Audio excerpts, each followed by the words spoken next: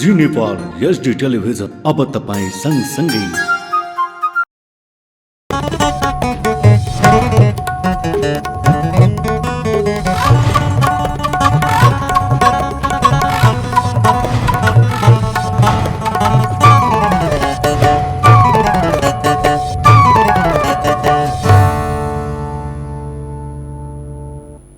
नमस्कार, जी नेपाल न्यूजमा यहाँलाई स्वागत छ। म ऋषिका मगर। सुरु गरौं प्रमुख समाचारका शीर्षकबाट। गणतन्त्र दिवस 2079 15 गते मनाइँदै राष्ट्रपति भण्डारीद्वारा 834 कैदीको सजाय मिनाहा। फेरि पनि प्रधानमन्त्री भएर देखाउन ओलीलाई प्रचण्डको चुनौती। संविधानले दिँदै नदिएको अधिकार प्रयोग गरेकाले त्यसको जवाब जनताले दिएको जिकिर। स्थानीय तहलाई प्रभावकारी बनाउनका लागि केही कानूनमा सुधार गर्नुपर्ने कांग्रेसका सांसद थापाको भनाई। अर्थतन्त्र समस्यामा पर्न थालेको उल्लेख।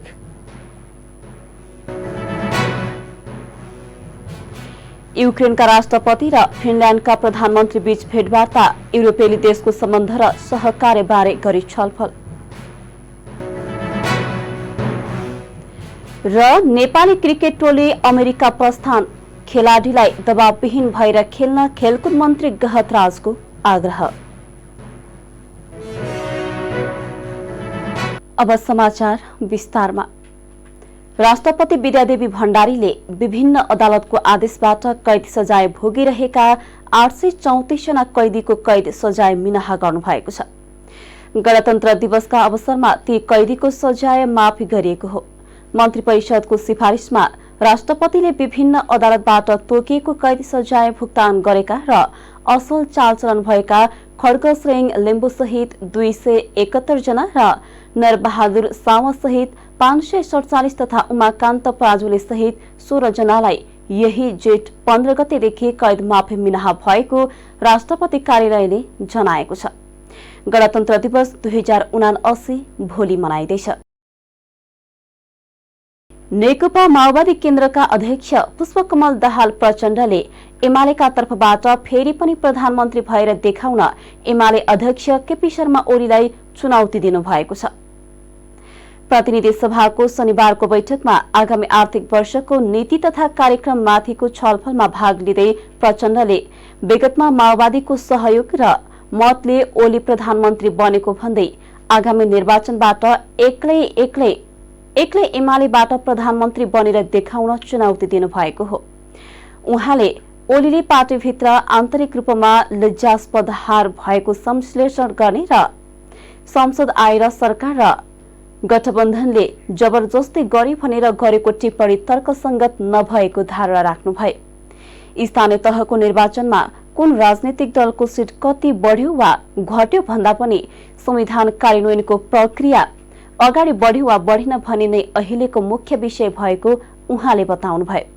त्यस्तै प्रचण्डले संविधान र मुलुकलाई दुर्घटनामा जानबाट रोक्ने उद्देश्यले वर्तमान गठबन्धन बनेको उल्लेख गर्दै गठबन्धनलाई बलियो बनाउने र प्रतिगामीलाई निर्वाचन मार्फत परास्त गर्न जनता समक्ष गरिएको अपील धम्कीका रूपमा लिन नहुने बताउनुभयो। शान्ति प्रक्रिया र संविधान सभा मार्फत छौं हामी यहाँ र हामी सबैले 12 बुँदे समझदारी हुँदै शान्ति सम्झौतामा यही हलमा बसेर यो ऐतिहासिक सम्झौता भनेको होइन।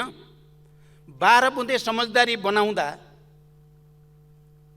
तत्कालीन नेकपा माओवादीसँग कुराकानी गरेर संविधान सभा र शान्ति सम्झौताको कुरा गर्ने र शान्ति प्रक्रियालाई सकारात्मक ढङ्गले टुङ्ग्याएर संघीय लोकतान्त्रिक गणतन्त्रसम्म जाने कुरा गर्ने साथीहरूले आज आएर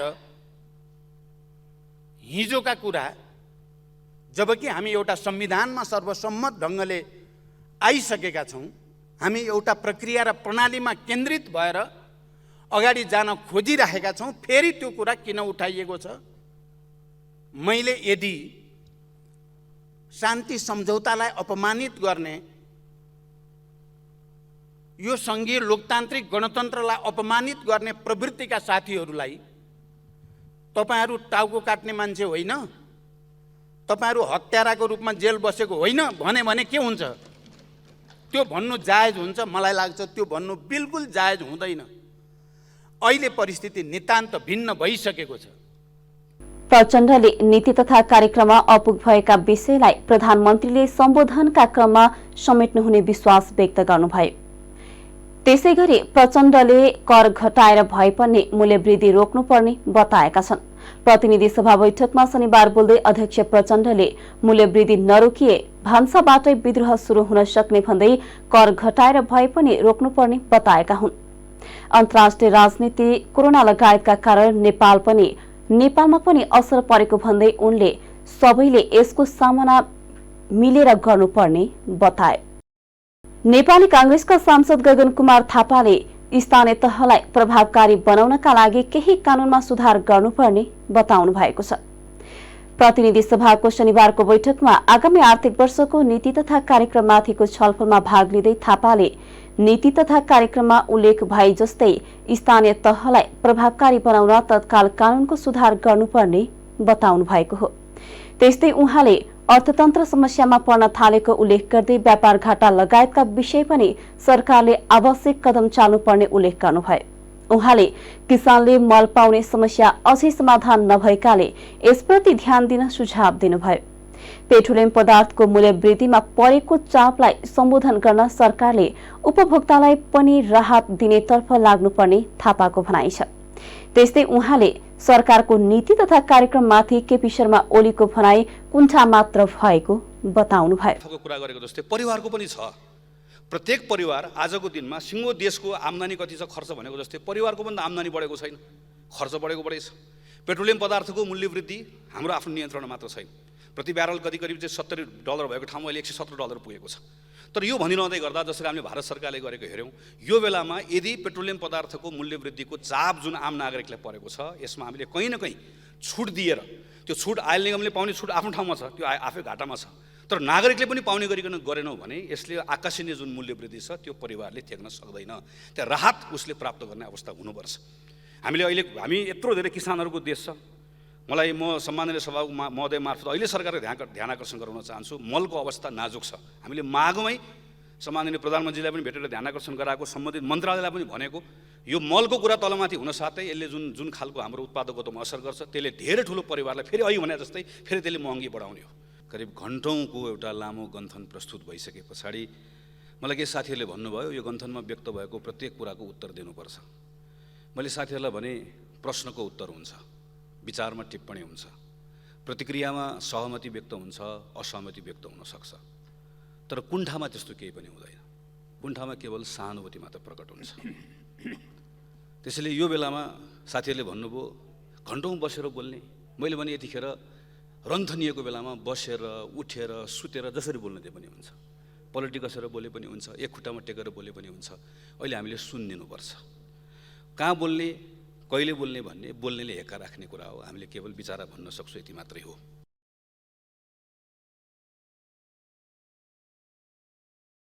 छलफलमा भाग लिँदै एमालेका सांसद विष्णुप्रसाद पौडेलले सरकारको नीति तथा कार्यक्रम दिशाहीन र उद्देश्यहीन रहेको टिप्पणी गर्नुभयो।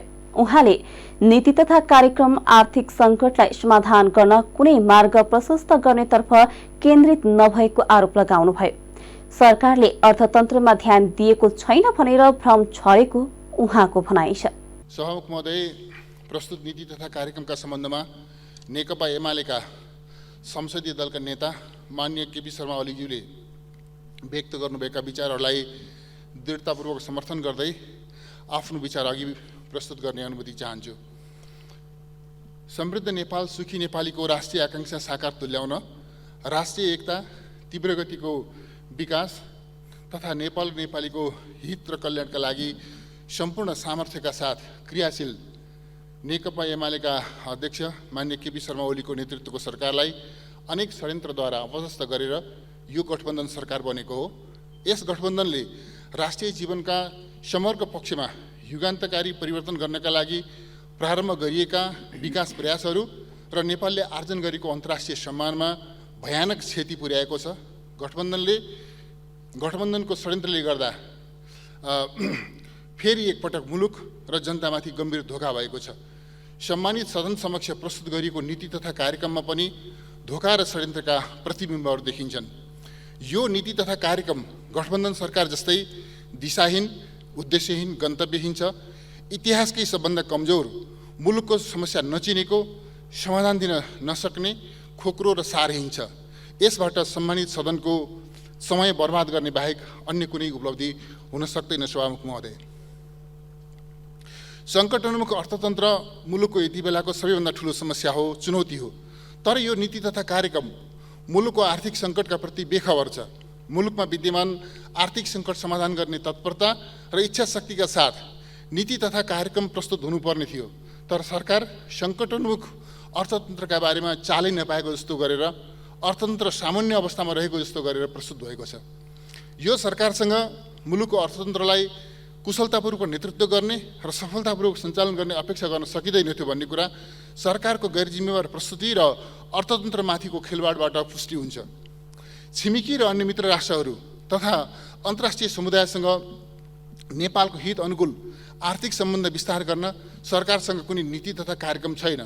अर्थतन्त्रलाई आत्मनिर्भर र प्रतिस्पर्धी कसरी बनाउने, आर्थिक वृद्धि दर कसरी उच्च बनाउने कुनै योजना छैन। यसले आर्थिक वृद्धिका स्रोतहरू र मुख्य क्षेत्रहरूलाई पहिचान गर्न सकेको छैन। रियल सेक्टरमा उत्पादन र उत्पादकत्व कसरी बढाउने, प्रतिस्पर्धी कसरी बनाउने, दिगो कसरी बनाउने नीति तथा कार्यक्रमले प्रस्ताव गर्न सकेको छैन। औद्योगिक क्षेत्रका समस्या, अवसर र कार्यान्वयनका रणनीतिहरू पहिचान नै गर्न सकेको छैन भने समाधानका कार्ययोजना ल्याउन सक्ने कुरै भएन। मेक इन नेपाल र मेड इन नेपाललाई गोलमटोल गरेर प्रस्तुत गरिएको छ। सरकारले यी अवधारणाहरू बुझ्नै सकेको छैन। इनपुट स्वदेशमै हुनुपर्ने, इनपुट आयात गर्नुपर्ने, स्वदेशी उत्पादन आन्तरिक उपभोगका लागि वा निर्यात प्रयोजनका लागि केमा कति भ्यालु एड गरेर गर्ने हाम्रो प्राथमिकता के हो? यसमा सरकार अल्मलिएको छ। सरकारले निजी क्षेत्रलाई हतोत्साहित बनाएको छ, त्रासमा राखेको छ, लगानी निरुत्साहित भएको छ, निजी क्षेत्रलाई आर्थिक। उहाँले मौद्रिक र वित्तीय नीतिबीच तालमेल नभएको नियामक निकायमाथि हस्तक्षेप गरेको आरोप समेत लगाउनुभयो। उहाँले बुढी गण्डकी जलविद्युत आयोजना स्वदेशी लगानीमा निर्माण गर्ने विषयलाई हावादारी भएको टिप्पणी गर्नुभयो। जनता समाजवादी पार्टीका अध्यक्ष उपेन्द्र यादवले राज्यको कमजोरीका कारण लाखौं नेपाली नागरिकहरू नागरिकताविहीन बस्नु परेको बताउनु भएको छ। प्रतिनिधि सभाको शनिबारको बैठकमा आगामी आर्थिक वर्षको नीति तथा कार्यक्रममाथिको छलफलमा भाग लिँदै यादवले राज्यले नागरिकता नदिएर गरेको गल्तीको सजाय जनताले भोग्नु परेको बताउनु भएको हो। उनीहरूलाई तत्काल नागरिकता दिने दायित्व राज्यको भएको भन्दै यस सम्बन्धी कानून पारित गर्नुपर्ने उहाँको भनाइ छ। त्यस्तै कानून र अधिकारका साथै प्रहरी प्रशासनको अभावमा प्रदेशले राम्रोसँग काम गर्न नसकेको उहाँले बताउनुभयो। र उल्टै दोष लगाइन्छ प्रदेश त संहिता कामै लाग्दैन भनेर।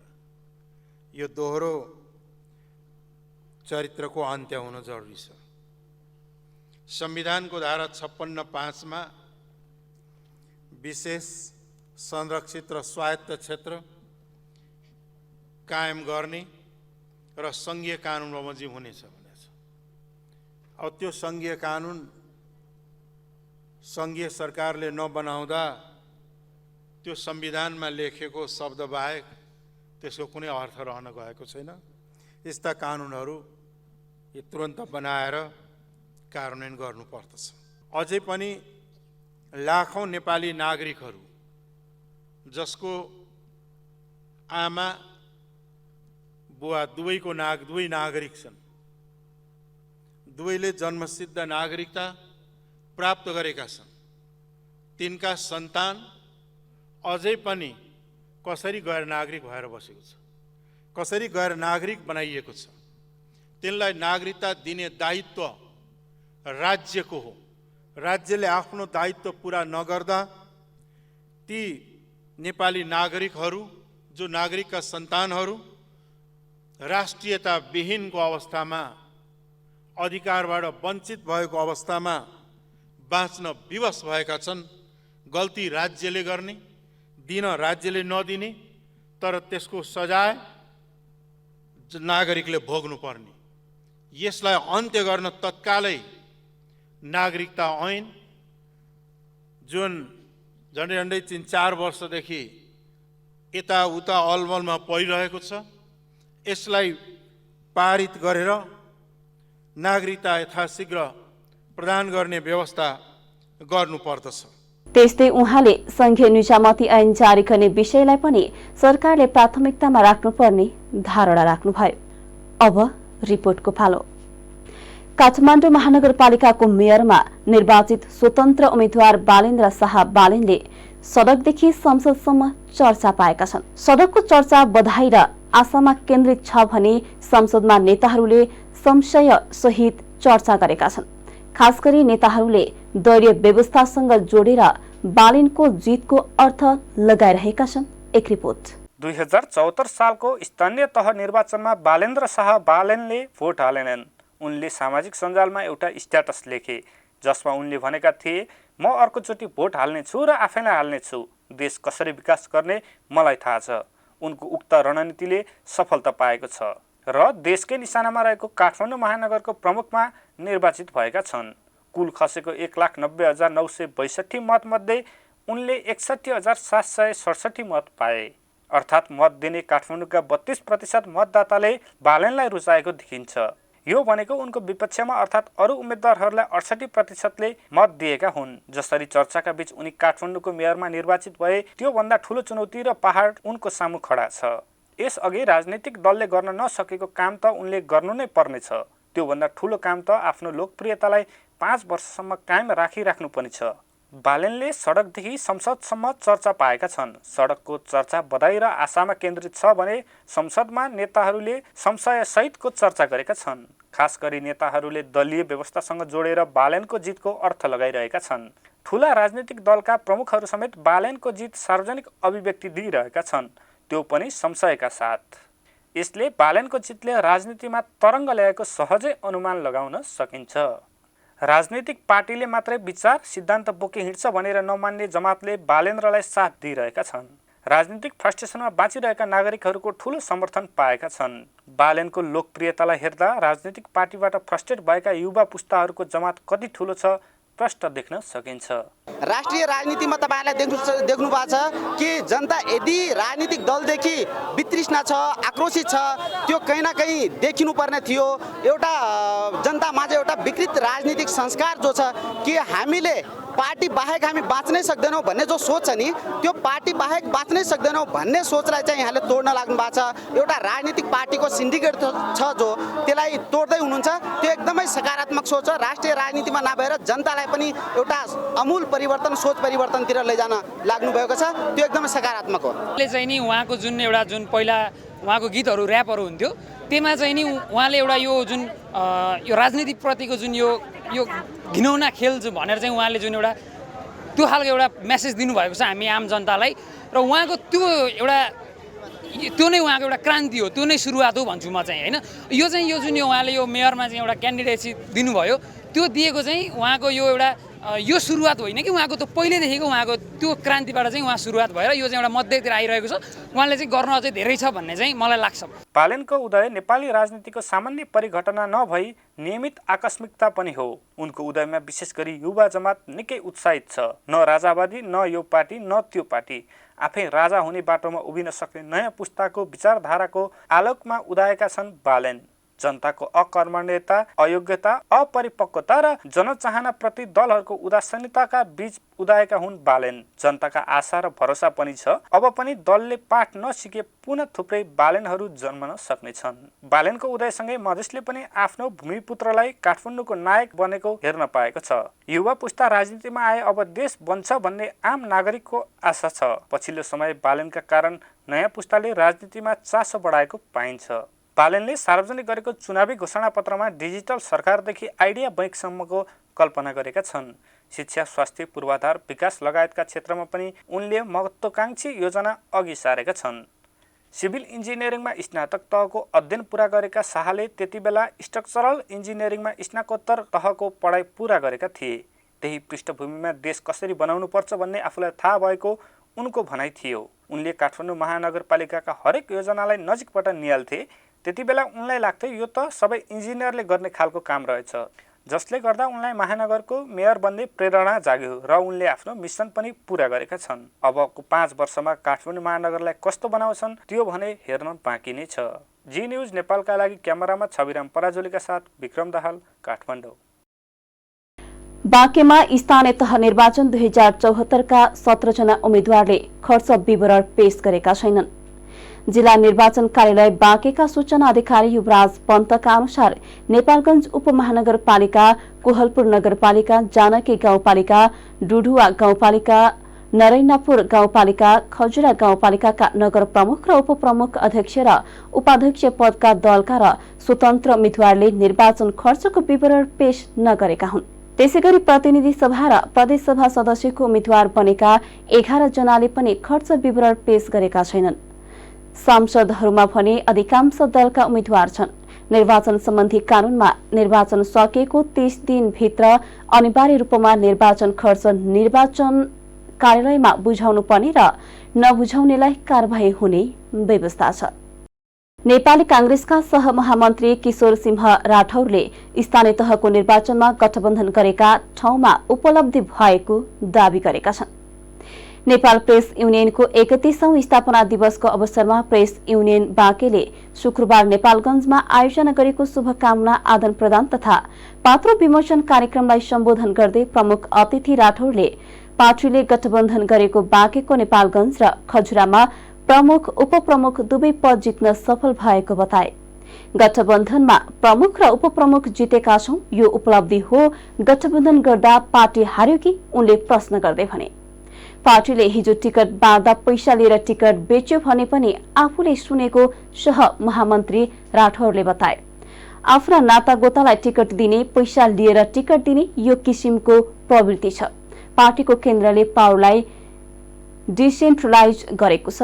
कांग्रेस पार्टीका शुभेच्छुक संस्थाले जुन भूमिका निर्वाह गर्नुपर्ने हो त्यो भूमिका निर्वाह गर्ने कुरामा कता कता कमी कमजोरी भएको आफूलाई महसुस भइरहेको बताए। लोकतन्त्रलाई बलियो बनाउन पत्रकारिता क्षेत्रको भूमिका महत्वपूर्ण हुने उनको भनाइ छ। बाँकेको डोढुवा गाउँपालिका कार्यपालिकामा नेकपा एमाले र जनता समाजवादी पार्टीका 3 जना सदस्य निर्वाचित भएका छन्। जिल्ला निर्वाचन अधिकारी रमा पन्तका अनुसार एमालेका लीला सुनार, जयन्ती माउत र शिवकुमार जयसवाल, जसपाका छबरानी यादव, सकिना बेगम नाउ र शमसुद्दिन सलमानी सबैले 24-24 मत ल्याएर विजयी भए। नेपाली कांग्रेसका कनिका तारा पठानिन, सुषमा यादव, दीपराज लोनियाले 8 र धर्मपाल चमारले 9 मत ल्याए। डुडुवा गाउँपालिकाको 6 वटा ओडा मध्ये जसपाका 3, एमाले 2 र कांग्रेसले 1 ओडा मात्रै जितेको छ। बलात्कार विरुद्ध कडा कानून बनाउन र उजुरीको हदम्याद हटाउन माग गर्दै बाँकेका युवाले शुक्रबार दबाव र्याली निकालेका छन्। उनीहरूले ब्युटी पेजेन्टको नाममा किशोरीमाथि बलात्कार गर्नेलाई कडा कारबाही गर्नुपर्ने माग गरे। विद्यार्थीहरूले बलात्कारका केसमा हदम्याद हटाउनु पर्ने, पीडितलाई चाँडै न्याय दिनुपर्ने, बालिका र महिलाको सुरक्षामा सरकार गम्भीर हुनुपर्ने बताए। बाँकेमा रहेका युवा अभियन्ता क्याम्पसका विद्यार्थीहरूले सामूहिक रूपमा दबाव र्याली निकालेका थिए। प्रदर्शनका अगुवाई गरेका विद्यार्थीहरूले बलात्कार विरुद्ध चाहियो कडा कानून, महिला हिंसा अन्त्य गर, बलात्कारीलाई पक्राउ गर, बालिका र किशोरीको सुरक्षाको ग्यारेन्टी गर, बलात्कार विरुद्धको हदम्याद हटाउ लगायतका नारा लगाएका थिए। विरोध प्रदर्शनको अगुवाई गरेका युवा अभियन्ता प्रकाश कुमारले बलात्कार र महिला हिंसा अन्त्यका लागि सरकारलाई दबाव दिन विरोध प्रदर्शनमा उत्रिएको बताए। पछिल्लो 24 घण्टामा थप 8 जनामा कोरोना भाइरसको संक्रमण पुष्टि भएको छ। पीसीआर र एन्टिजेन गरी 1969 जनाको नमूना परीक्षण गर्दा 8 जनामा संक्रमण पुष्टि भएको स्वास्थ्य तथा जनसंख्या मन्त्रालयले जनाएको छ। थप 15 जना निको भएसँगै सक्रिय संक्रमितको संख्या 114 जनामा झरेको छ। संक्रमणका कारण पछिल्लो 24 घण्टामा कसैको पनि ज्यान गएको छैन। यस्तै थप 1,04,534 जनाले कोरोना विरुद्धको खोप लगाएका विवरण प्राप्त भएको मन्त्रालयले जनाएको छ। बागमती प्रदेशका सभामुख सानुकुमार श्रेष्ठले मानव अधिकारसँग सम्बन्धित ऐन र कानून राम्रा भए पनि त्यसलाई व्यावहारिक रूपमा कार्यान्वयनमा ल्याउन नसक्दा मानव अधिकार संरक्षणमा समस्या आएको बताएका छन्। राष्ट्रिय मानव अधिकार आयोगको 22औं वार्षिक उत्सवको अवसरमा आयोगको बागमती प्रदेश कार्यालयद्वारा हेटौडामा शुक्रबार आयोजित कार्यक्रम शुभारम्भ गर्दै उनले मानव अधिकार संरक्षणको सवालमा सबै एकजुट हुनुपर्ने र राज्य सञ्चालन गरिरहेका व्यक्ति तथा निकायले आफ्ना अधिकार तथा कर्तव्य बुझ्न सके सबै समस्या समाधान हुने उल्लेख गरे। घर परिवार र समाजबाट राम्रो संस्कार र संस्कृतिको विकास गर्न सके समाजमा कुनै खालको घटना नहुने सभामुख श्रेष्ठको भनाइ थियो। सोही प्रदेशका भौतिक पूर्वाधार तथा योजना राज्य मन्त्री सन्त प्रजाले नागरिकको मानव अधिकार संरक्षणको सवालमा कुनै किसिमको भेदभाव गर्न नहुने बताए। सुदूरपश्चिम प्रदेशको धनगढीमा भौतिक संरचना निर्माण सम्पन्न भएको गेटा मेडिकल कलेजमा 300 शय्याको अस्पताल यसै वर्षदेखि सञ्चालनमा आउने भएको छ। प्रधानमन्त्री शेरबहादुर देउवाले सुदूरपश्चिमका सबै नागरिकमा स्वास्थ्यको पहुँच पुर्याउनका साथै स्वास्थ्य क्षेत्रका जनशक्ति उत्पादन गर्ने उद्देश्यले 1 दशक अघि गेटा मेडिकल कलेज स्थापना गर्ने निर्णय गरेका थिए। गेटा मेडिकल कलेजको भौतिक संरचना अहिले तयार भएको छ। यसै आर्थिक वर्षमा 300 शय्याको अस्पताल शुरू गर्न प्रधानमन्त्रीले स्वास्थ्य र शिक्षा मन्त्रालयलाई यसअघि नै निर्देशन दिइसकेका छन्। प्रधानमन्त्री देउवाको निर्देशन अनुसार यसै आर्थिक वर्षदेखि अस्पताल पनि शुरू हुन लागेको हो। नेपाली कांग्रेसकी नेत्री एवं कांग्रेस केन्द्रीय सदस्य डाक्टर आरजु राणा देउवाको पहलमा गत चैतमा स्वास्थ्य सचिव डाक्टर रोशन पोखरेलको संयोजकत्वमा राष्ट्रिय ट्रमा सेन्टरका कार्यकारी निर्देशक डाक्टर प्रमोद जोशी सदस्य सचिव र शिक्षा अर्थ र सामान्य प्रशासन मन्त्रालयका सचिव सदस्य रहेको एक विज्ञ समिति गठन भई स्थलगत भ्रमण गरी अस्पताल सञ्चालनको कार्ययोजना तयार गरेको थियो। अब अन्तर्राष्ट्रिय समाचार। युक्रेनका राष्ट्रपति भ्लोदिमिर जेलेन्स्की र फिनल्यान्डका प्रधानमन्त्री सान मारिनबीच भेटवार्ता भएको छ। युक्रेन भ्रमणमा रहेका फिनल्यान्डका प्रधानमन्त्री मारिनले जेलेन्स्कीसँग राजधानी किएभमा भेटवार्ता गर्नुभएको हो। उहाँहरूबीच युरोपेली देशको आपसी सम्बन्ध र सहकार्यका बारेमा छलफल भएको छ। युक्रेनमा रुसले आक्रमण गरेपछि अवस्था निकै खराब बन्दै गएको छ। युद्धकै कारण युक्रेनले बाह्य देशको सहयोग खोजिरहेको छ। आर्थिक तथा सुरक्षा र मानवीय सहयोग उपलब्ध गराएकोमा युक्रेनका राष्ट्रपतिले फिनल्यान्डका प्रधानमन्त्री मारिनको प्रशंसा गर्नुभएको चिनिया समाचार संस्था सिन्हुवाले जनाएको छ। अब खेल समाचार। अमेरिकामा आयोजना हुने आईसीसी पुरुष क्रिकेट विश्वकप लीग 2 अन्तर्गतको त्रिदेशीय एकदिवसीय सिरिज खेल्ने नेपाली राष्ट्रिय क्रिकेट टोलीको विदाई गरिएको छ।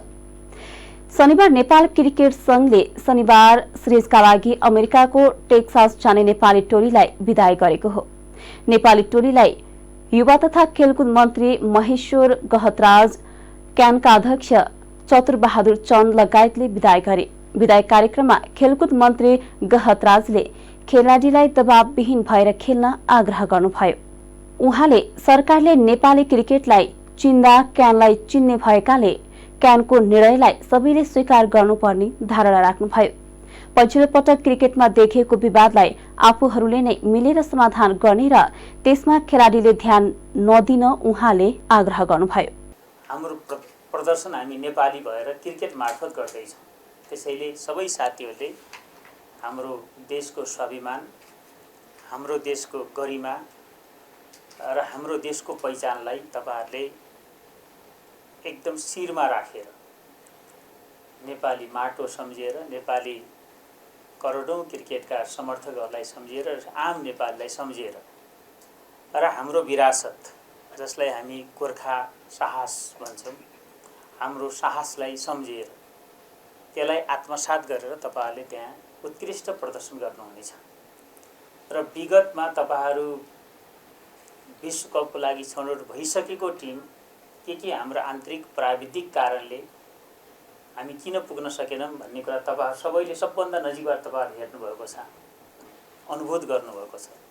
त्यो कुरालाई यसरी तपाईहरुले करेक्सन गर्नुहुनेछ। सबै टिमले एकताबद्ध तरिकाले, किनकि यो सामूहिक खेल हो, एउटाले राम्रो मात्रै गरेर हुँदैन, सबैले त्यही स्पिरिटमा खेल्नुपर्छ र त्यसको लागि तपाईहरुले सामूहिक रूपले विगतका समस्याहरूलाई करेक्सन गर्ने, विगतमा हाम्रो कहाँ टिम वर्क भएन भनेर मध्यनजर गरेर खेलमा भावना, विचार र उद्देश्यको हिसाबले एकरूपता हुँदाहुँदै पनि तत्कालीन फिल्डमा जुन हाम्रो सामान्य प्राविधिक कारणले जुन एकरूपता नहुँदाखेरि समस्या हुन्छ त्यसलाई तपाईहरुले करेक्सन गर्नुहुनेछ। त्यस्तै राष्ट्रिय क्रिकेट टोलीका कप्तान सन्दीप लामिछानेले लिग 2 मा अझै धेरै खेल खेल्न बाँकी रहेकाले धेरै अङ्क जोड्दै विश्वकप सम्भावनालाई कायम राख्न चाहेको बताउनुभयो। उहाँले नेपाली टिम निकै सन्तुलित रहेको र उत्कृष्ट खेल प्रदर्शन गर्ने बताउनुभयो। गेमहरु चाहिँ हाम्रो लागि एकदमै इम्पोर्टेन्ट छ र फर्स्ट अफ अल लाइक सबैजनाले भने जस्तै अमेरिकामा हामी गइरहेको छौँ, एउटा ठुलो उपलब्धि हो भन्ने चाहिँ सबैको एउटा भनाइ छ। तर सायद म चाहिँ त्यो भन्दा पनि टाढाको एउटा सोच राख्ने मान्छे हो। मेरो ख्यालले चाहिँ अमेरिका नेपाल आउनु र नेपाल अमेरिका जानु it's either way it's win win situation for everybody. And हामीले त्यत्तिकै पनि त्यहाँ खेल्न जानुपर्ने नै थियो र दुईटा कन्ट्रीको बिचमा एउटा राम्रो रिलेसन र त्यो रिलेसनलाई भनौँ न क्रिकेटको वातावरणले गर्दा हामी फर्स्ट टाइम कुनै पनि एउटा टोली नेपालको प्रतिनिधित्व गर्दै युएसएतिर गइरहेको छ। So it's self a big achievement. तर अनेस्टली भन्नुपर्दा अब यो गेमहरू चाहिँ हाम्रो लागि कति इम्पोर्टेन्ट छ कि 12वटा मात्रै गेम खेलेछौँ, सबैको आँखामा चाहिँ हामीले धेरै पोइन्ट पाएको छैन जस्तो पनि हुनसक्छ। तर अझै 24 गेम्सहरू बाँकी छ। सबैजनाले उत्तिकै मेहनत गरिराख्नु भएको छ होइन। यो टिममा एकदमै कोचले पनि भनिराख्नु भएको छ बारम्बार कि आई डोन्ट थिङ्क एसोसिएट क्रिकेटमा यो टिम जतिको ट्यालेन्ट वाइज स्किल वाइज कोही पनि टिमहरू छ होला भन्ने। र जुन तरिकाले हामीसँग भनौँ न डेडली फास्ट बलर्सहरू छ, स्पिनर्सहरू छ, top order batter, middle order batter होइन। I don't think they are lot of things we need to prove यहाँबाट। इट्स जस्ट अब मेन्टली हामीले त्यहाँ गएर खेल्ने र त्यहाँ गएर जसरी पनि हुनसक्छ हामीले पर्फर्म गरेर नेपाललाई जितेर आउने र आउने गेमहरूमा भनौँ न धेरैभन्दा धेरै पोइन्ट्सहरू लिएर अगाडि बढ्ने चाहिँ हाम्रो एउटा लक्ष्य छ। त्यसको लागि हामीले भनौँ न अहिले यहाँ पानी पर्दा पनि सिजन होस् जसो होस् होइन, even when we had fitness trainer हामीसँग, उहाँले पनि हाम्रो लागि एकदम धेरै। त्यस्तै मुख्य प्रशिक्षक पोबुदु दासनायकेले पछिल्लो 2-3 हप्तादेखि निकै कडा मेहनत गरिरहेको र राम्रो नतिजा आउने विश्वास व्यक्त गर्नुभयो। अहिलेको टिम पनि निकै राम्रो बनेको उहाँको भनाइ छ। The inside of Nepal cricket is like, you know, we have done so much hard work in the last 5-6 weeks playing couple of series and then training in last 2-3 weeks. So I think like from the cricketing point of view we are really ready. As you all know that like it's a young side, but there's a lot of talent in this group. But the task is like is huge. We are going into a place like different part of the world where many have not been in there. Some of the team members that we have, they are new to the system. But overall I think we have put a great foundation, and I'm confident that like right now Nepal is in ODI status and we'll never go backward. It's only the forward that we are going to go. And when we come back from this tournament, like right now we are at the 6th place in the table and we want to be in the 4th or 5th when we finish this tournament. सिरिजमा Nepal, America र Oman बीच प्रतिस्पर्धा हुनेछ। सिरिजका लागि क्यानले सन्दीप लामिछानेको कप्तानीमा 15 सदस्यीय टोलीको घोषणा गरिसकेको छ। सिरिज अन्तर्गत नेपालले पहिलो खेलमा ओमान विरुद्ध खेल्नेछ। नेपाल र ओमान बीचको खेल जुन 9 मा हुनेछ। यस्तै नेपालले दोस्रो खेल अमेरिका विरुद्ध जुन 11 मा खेल्नेछ। नेपालले तेस्रो खेलमा फेरि ओमान विरुद्ध जुन 14 र अन्तिम खेलमा नेपालले अमेरिका विरुद्ध जुन 15 मा खेल्ने तालिका रहेको छ। लिग 2 को अङ्क तालिकामा नेपाल 6औं स्थानमा रहेको छ। नेपालले अहिलेसम्म 12 खेल खेलेको छ, जसमा नेपालले 6 जित र 6 खेलमा हार बेहोरेको छ। खेल समाचार सँगै हामी जी नेपाल न्यूजको अन्त्यमा आइसकेका छौं। जाँदा जाँदै प्रमुख समाचारका शीर्षकहरू पुनः एकपटक। गणतन्त्र दिवस 2079 15 गते मनाइँदै राष्ट्रपति भण्डारीद्वारा 834 कैदीको सजाय मिनाहा। फेरि पनि प्रधानमन्त्री भएर देखाउन ओलीलाई प्रचण्डको चुनौती। संविधानले दिँदै नदिएको अधिकार प्रयोग गरेकाले त्यसको जवाब जनताले दिएको जिकिर। स्थानीय तहलाई प्रभावकारी बनाउनका लागि केही कानूनमा सुधार गर्नुपर्ने कांग्रेसका सांसद थापाको भनाई। अर्थतन्त्र समस्यामा पर्न थालेको उल्लेख।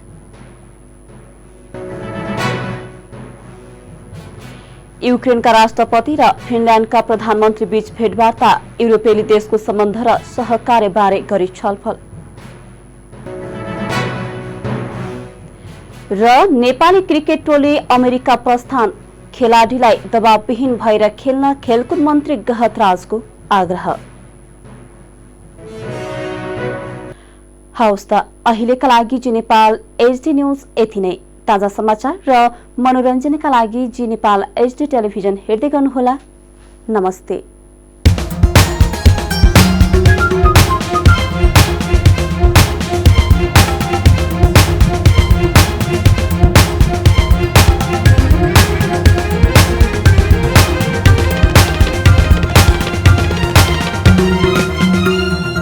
जी नेपाल एचडी टेलिभिजन अब तपाईं सँगसँगै